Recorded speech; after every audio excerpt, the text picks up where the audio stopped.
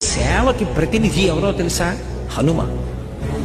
తన జీవితం మొత్తం మీద ఇప్పటికీ ఉన్నారు.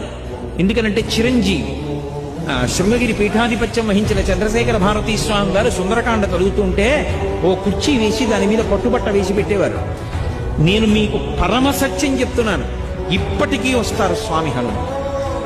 ప్రత్యక్షంగా నేను ఎన్నో సందర్భాల్లో అనుభవాన్ని పొందాను. అది నా గొప్ప కాదు, రామాయణం గొప్పతనం. వచ్చి తీరుతారు హనుమ. ఎంత వస్తారంటే రామనామం చెప్తే చాలు వచ్చి కూర్చుంటారు. ఆయన వచ్చారంటే బ్రతుకుతారు. తన కోసమా 100 యోజనముల సముద్రాన్ని దాటి వెళ్ళారు? తన కోసమా, తన కీర్తి కోసమా?